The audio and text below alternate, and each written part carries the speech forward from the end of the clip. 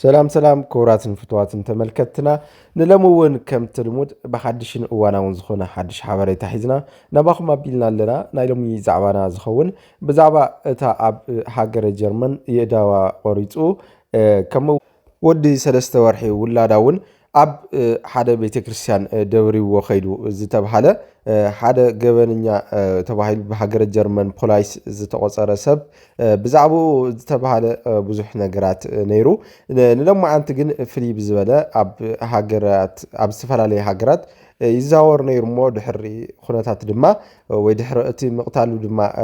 ዝገበሮ ናይ ጉዕዞ መንገዲ ብፖላይስ ተጠርጢሩ እንዳተደለየ ምፅንሑ ዝዝከር ነገር እዩ። ሕዚ ድማ ሓደ ነገር ሓድሽ ሓበሬታ ሒዙ ወፂ ያለው ፖሊስ ጀርመን ከምኡውን ፖሊስ ኢትዮጵያ እውን ዝበሎ ሓድሽ ነገር ኣሎ። እንታይ እዩ ክብለኩም ዝደለኹ ብፍላይ ንሎማዓንቲ እቲ ዝተገበረ ቅትለት ብኸመይን መዓዝን ዝብል ነገር ማለት እዩ ብፖሊሳት ተጠርጢሩ ዝነበረ ኩሉ ጉዳይ ተፃሪዩ ገበነኛ ምዃኑ እውን ተፈሊጡ እቲ በዓል ቤታ ከም ዝቀተላ እዩ እንዳተነገረ ዝርከብ እንዳፀብፀበ ዝርከብ ማለት እዩ ፖሊስ ጀርመን። ብፍላይ ድማ ካብዚ ተበጊሱ እቲ ቀታሊ ድማ ናብ ካሊእ ሃገር ገይሹ ከም ዝነበረ ዝዝከር እዩ። ኣብ ካሊእ ሃገር ማለት ድማ ኣብ ሃገረ ኢትዮጵያ እዩ ተረኺቡ ዘሎ ንስማዕ እሞ ብፍላይ ወፂኡ ዘሎ ሓበሬታ ክምለሰው ድሕሪኡ ድማ ድሕሪ እቲ ዝወፀ ፀብፃብ ሰናይ ፃንሒት ሰናይ ምክትታል። ኣብ ጀርመን የእዳዋ ተቆሪፁ ዝተረኸበት ኤርትራዊት እቲ ናታ ሰብኣያ ጠፊኡ ከም ዝነበረ ተሓቢሩ ነይሩ። ትማሊ ኣብ ዝወፅእ ሓበሬታ እውን ካብ ኤሮጳ ወፃኢ ተታሒዙ ከም ዘሎ ብፖሊስ ተሓቢሩ። ሎሚ ንግሆ ኣብ ዝወፅእ ሓበሬታ ግን ኣብ ኢትዮጵያ ከይዱ ከም ዝፅንሐ ኣብ ኢትዮጵያ ከም ዝተታሓዙኦም ሓቢሮም ዘለዉ እሱ ኣብ ስለዘየለ በቃ እሱ ከይጠፍኦም ወይ ዝኾነ ነገር ከይፍጠር ንዑ ተፀቢዮም እንጂ ምናልባሽ ሎማዓንቲ ሃማን ጀርመን ኣትይሎሱ ናብ ጀርመን ኣምፅኦሞ ንሳ ሎማዓንቲ ናታ ሬዛ ተራኺቡ ብዘይ ርእሲ እዳው ተቆሪፁ ከምኡ ድማ ርእሲ ተቆሪፁ እሞ ክቡራት ተኸታተልቲ ከምቲ ዝሰማዕኹምዎ ማለት እዩ እቲ ወፂኡ ዘሎ ሓበሬታታት ብፍላይ ድማ ምትሓዙ ኣብ ሃገረ ኢትዮጵያ እንዳተነገረሉ እዩ ዝርከብ እዚ ወዲ እዚ ግን ይኹን ዳ እምበር እቲ ዝገብሮ ዝነበረ ኩሉ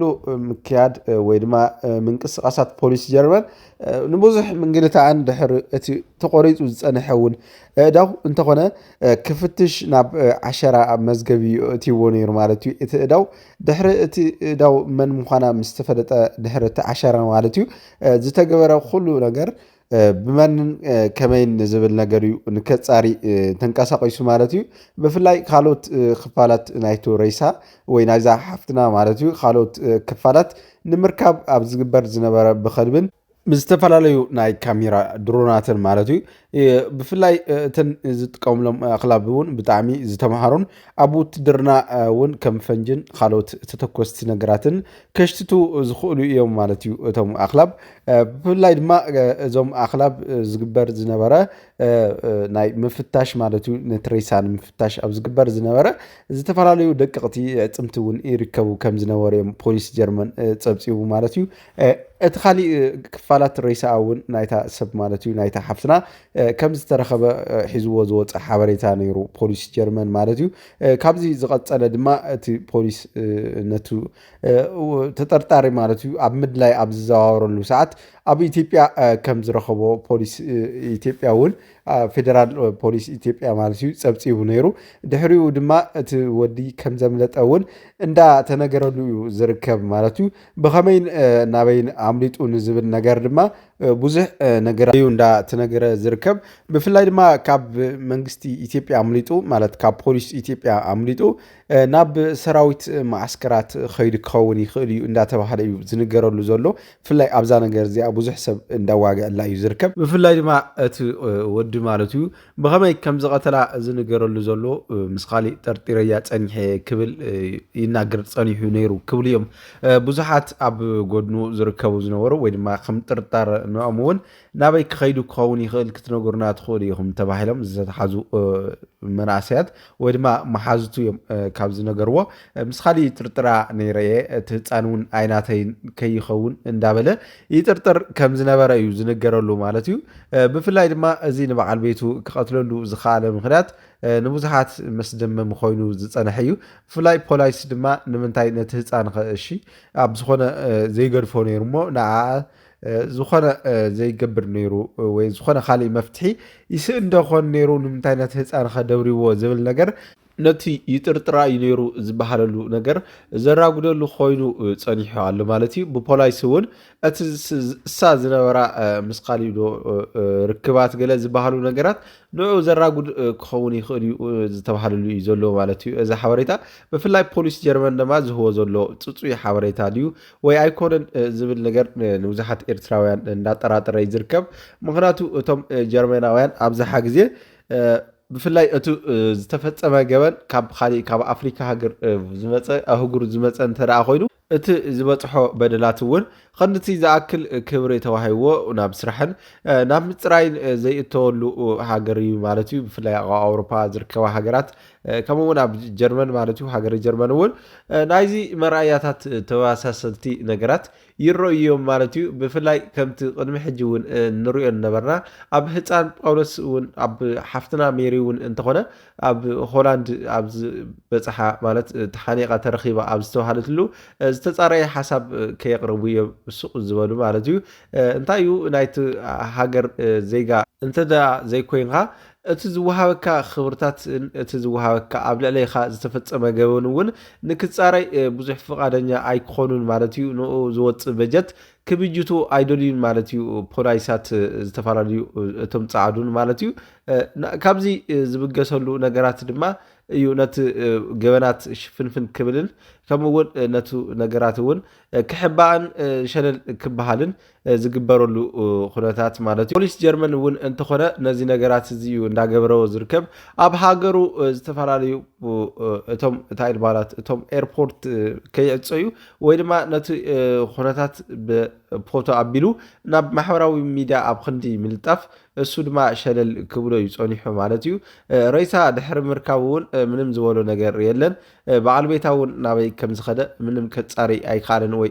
እቲ ገበን ከም ዝፈጸሞ ክጥርጥሮ ኣይከኣለን ማለት እዩ ምክንያቱ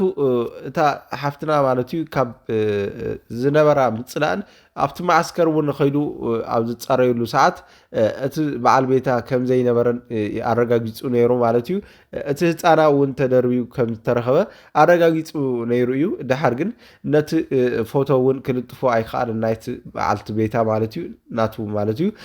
ካብዚ እንታይ ክንመሃረሉ ንኽእል ዝብል ነገር ሸለልትነት ከም ዘሎ ኮይኑ ኣብቶም ፖላይስ ንሕና ድማ ክንገብሮ ዝግባአና ጥንቃቐታት ክህልው ይግባእ ክብል ዝፈትዎ ብፍላይ ኣብ ከምዚ ዓይነታት ምንዳድ ኣብ ንርከበሉ ሰዓት ድማ ሰባት ክነማኸር ወይ ድማ ሰብ ሞያ ጥዕና ነዚ ጭንቀትናን ነዚ መፍትሕናን ክውና ንዝኽእሉ እንተኺልካ ድማ ካብ ምቕታል ምፍላይ ዝሕሸሉ ባይታ እንተፈጢሩ ምፍላይ ዝሕሸሉ ኩነታት እዩ ክፍጠር ዝግብኦ ዋላ ደኣ ተመራፂ ይኹን ምፍላይ ዳ እምበር ብዓይኒ ፈጣርን ከምኡውን ብዓይኒ ሕጊ ሰባትን ማለት እዩ ዝዳነይሉ ተቐባልነቱ ዋላ ዝተሓተ ይኹን እምበር ግን ካብ ምቕታል ነቲ ኩነታት ብኻሊእ መፍትሒ ምግባር እቲ ዝሐሸ መፍትሒ መሲሉ ይረኣየኒ ማለት እዩ ከም ናተይ ወገን ብፍላይ ኣብ እናደለሉ ሰዓት ማለት እዩ ምስ ደቅና ወይ ምስ እቶም ኣሕዋትና ኸይድና ግዜና ክነሕልፍ ይግባእ ምስ መጻምድና እንተደኣ ነይሩ ንፋስ እስካዕ ውቕዕ ዘብሎ እቲ ነገር ኣብ ደገ ጸኒሕካ ነቲ ነገራት ክረሳዕ ወይ ድማ ናብ ኣባት ነብስኻ ኣብ ክርስቲያን እንትኾንካ ደኣ ናብ ኣባት ነብስኻ ወይ እቲ ነፍስኻ ኣቦ ነፍስኻ ማለት እዩ ናብኡ ኸይድካ ድሕር ብምምኻር እቲ ዝግበረካ ምክንኻን ካብኡ ብምርካብ ዝሐሸ ዝበሃል ተስፋ ንክትረክብ ዝግበር ምኽርታት ክመኽረካ እንተሎ ደኣ ዝሐሸ እዩ ዝኸውን እምነት ኣለኒ ማለት እዩ ክቡራት ተኸታተልቲ ንሎማዓንቲ ዝነበረና ሓበሬታ እውን ነዚ ይመስል ነይሩ ብኻሊእ ሓድሽን እዋናውን ዝኾነ ሓበሬታ እስካብ እንራኸብ ደኣ ሰሰናዩ ፀፅበቑ ንዓኹም እንዳተመነኹ ሼር ላይክ ሳብስክራይብ እንዳገበርኹም ናብ ኩሉ ንክባፅሕ እውን እዚ ሓበሬታ ነንእጃምኹም ክትዋፁ ይላቦ ሰናይ ናይ ስራሕ ክኾነልኩም ይምነ ደሓን ኩንታ ሰሰናዩ ንዓኹም